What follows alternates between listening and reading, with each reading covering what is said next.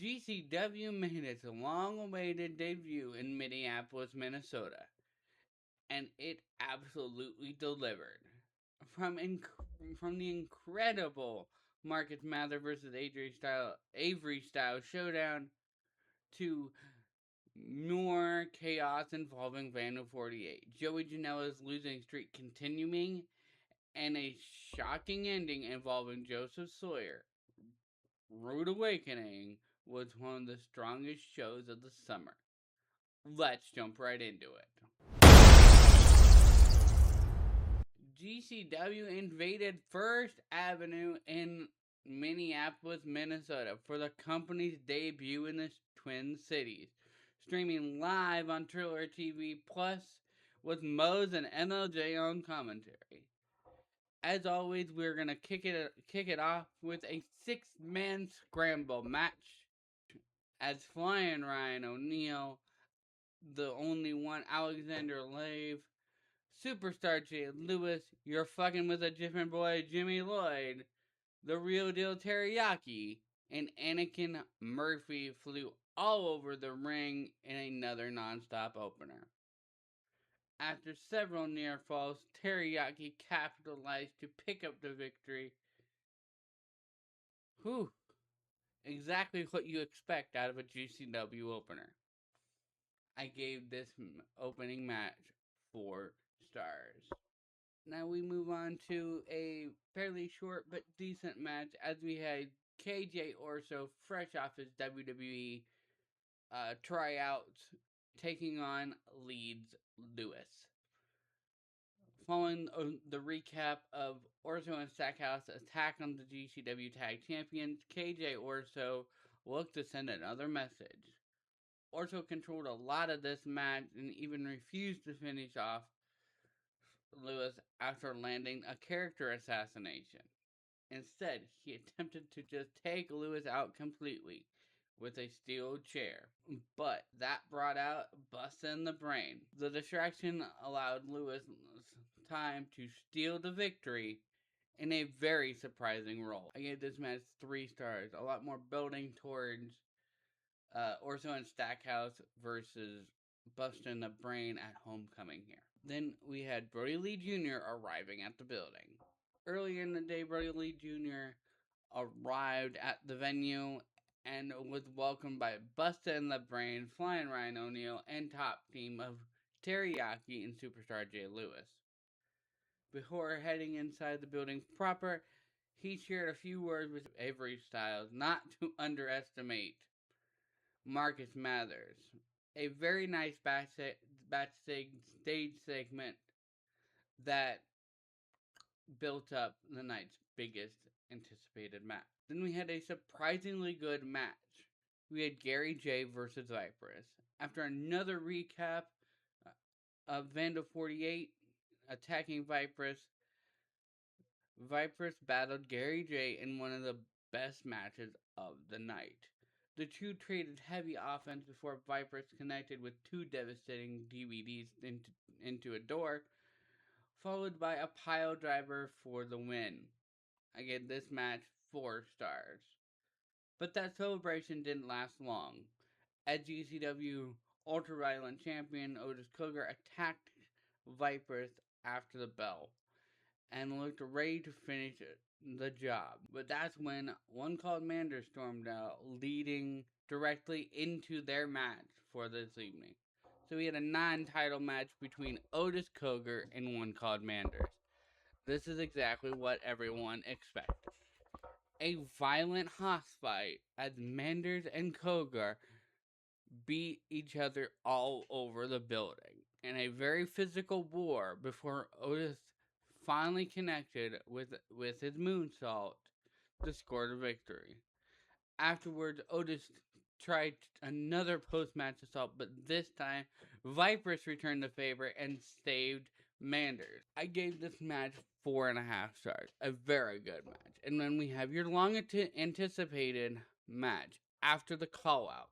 We finally have Marcus Mathers versus Avery Style. 2 second generation stars. One future face, one current face of GCW. and they absolutely delivered. Both men traded the momentum back and forth throughout this outstanding match, before Marcus Mathers finally connected with a bozo driver followed by a picture-perfect 450 splash. Afterwards, Mathers praised Avery Styles, welcomed him to GCW, and respect was shared between both competitors as it was earned. An outstanding showcase for two rising stars here. I gave this match 4.5 stars. With Nick Gage unable to appear, Darin Corbin issued an open challenge. That challenge was answered by Shotzi Blackheart. The match itself was very solid, but the biggest story continued to be Shotzi's strange behavior following her war with Lio Rush. Shotzi eventually put Corbin away with the senton off the top rope. So good storytelling continuing going into this Lio Rush stuff. But I gave this match 3.5 stars. Then we had your GCW World Tag Title match, as Bustin' the Brain defended against Joey Janela and Megan Bayne.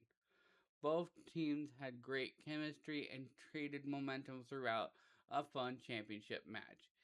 In the closing moments, a miscommunication between Janela and Bayne allowed Alec Price and Jordan Oliver to steal the win with a roll-up.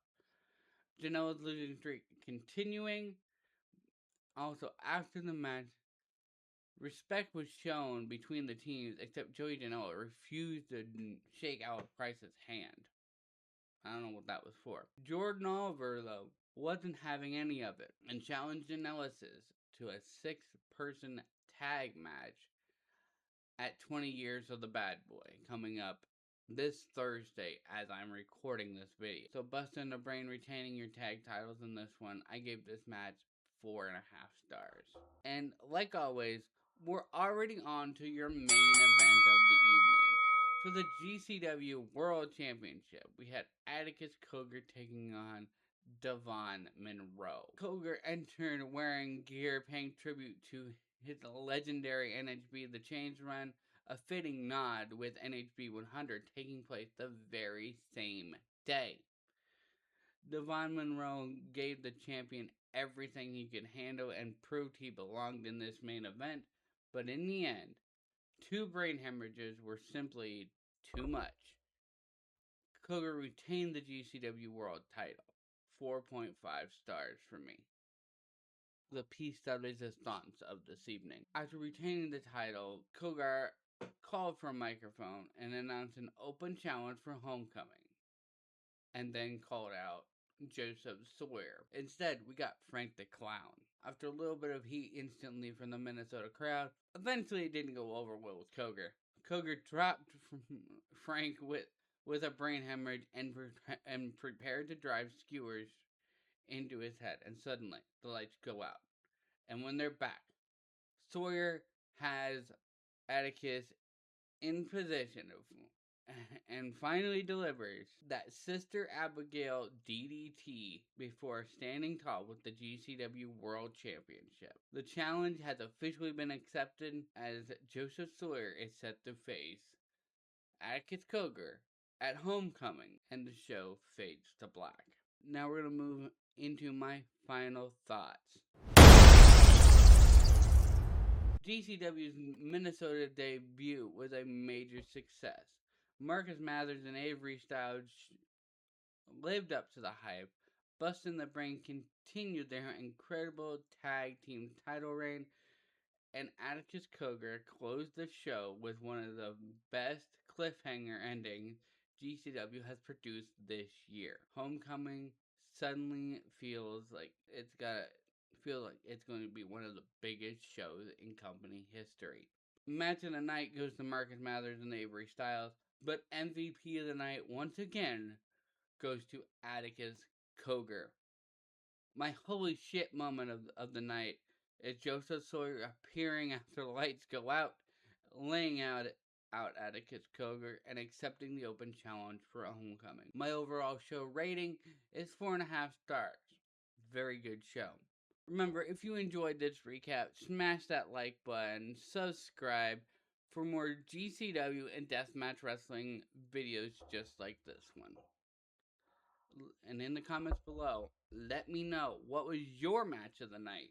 Thanks for watching, and I'll see you in the next one. Peace!